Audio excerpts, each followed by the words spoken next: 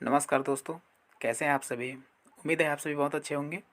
और आज हम लोग अपना वो जो सीरीज़ जो चल रहा है नेम रिएक्शन का, उसमें हम लोग आगे कंटिन्यू करते हैं। और आज हम लोग देखने वाले हैं वुड्स अभिक्रिया के बारे में।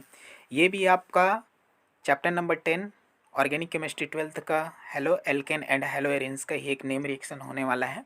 तो इसमें देखते हैं वुड्स अभिक्रिया क्या है। तो वुड्स अभिक्रिया बेसिकली हम लोग जो है वह 11वीं में भी पढ़े हैं, 11वीं ऑर्गेनिक केमिस्ट्री में भी हम लोगों ने पढ़ा है कि वुड्स अभिक्रिया क्या होता है करके। तो देखते हैं सबसे पहले वुड्स अभिक्रिया होता क्या है। तो इसमें ना बेसिकली ये होता है कि एक रहता है आपका एल्किल हैलाइड। एल्किल हैलाइड जो है वो आप जानते ही हैं, जब किसी भी एल्किल समूह के साथ में कोई भी जो हैलोजन जो है हैलोजन तत्व जुड़ जाता है, ये आर है। इस आर के साथ में अगर कोई एक्स हैलोजन समूह जुड़ जाता है तो इसको हम लोग क्या कहते हैं, एल्किल हैलाइड कहते हैं। जैसे methyl chloride, methyl bromide, methyl iodide, ethyl chloride, ethyl bromide, ethyl iodide, है ना। ये सब के सब क्या है, आपके एल्किल हैलाइड के एग्जाम्पल है ना। तो ये तो क्या होता है, जब हम लोग एल्किल हैलाइड की अभिक्रिया सोडियम धातु से कराते हैं, है ना, शुष्क ईथर की उपस्थिति में किसी भी एल्किल हैलाइड की अभिक्रिया सोडियम धातु से अगर हम लोग क्या करते हैं, कराते हैं, है ना।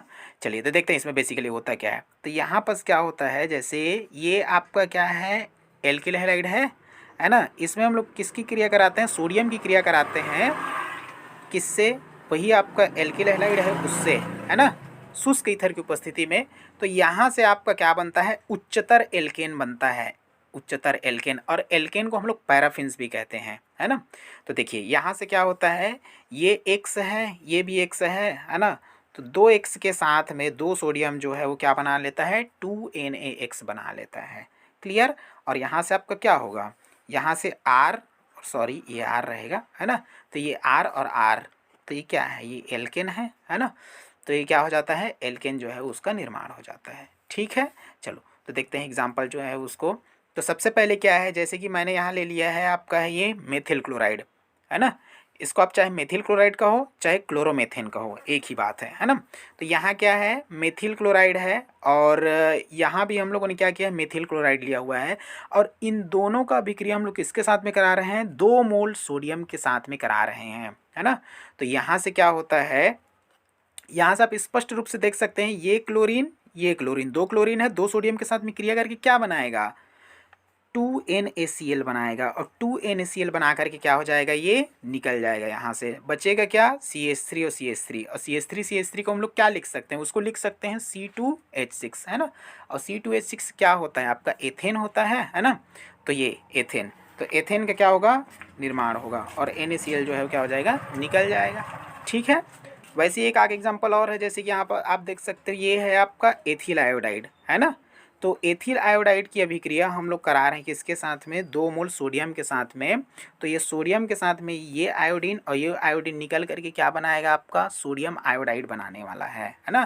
तो सोडियम आयोडाइड बनाएगा। और यहाँ से क्या हो जाएगा, ये आपका एथिल समूह और ये आपका ये जो एथिल जो समूह है वो क्या हो जाता है, आपस में जुड़ जाएगा। आ रहा है समझ में। और क्या बनाएगा आपका, तो ब्यूटेन बनाएगा। क्योंकि यहाँ देख सकते हो ये 2 कार्बन ये 2 कार्बन, इसको टोटल को हम लोग संयुक्त रूप से क्या लिख सकते हैं, इसको C4H10 लिख सकते हैं इसको, है ना। तो C4H10 होता क्या है, ब्यूटेन, है ना ये। ठीक है। तो वुड्स अभिक्रिया क्या है, तो जब एल्किल हैलाइड की अभिक्रिया सोडियम धातु से कराते हैं ईथर की उपस्थिति में, तो एल्केन बनता है। मात्र यही याद रखना है आपको। ठीक है। तो ये हो जाएगा आपका वुड्स अभिक्रिया। ठीक है। तो आई होप आपको समझ में आया होगा। मिलते हैं अगले वीडियो में, धन्यवाद।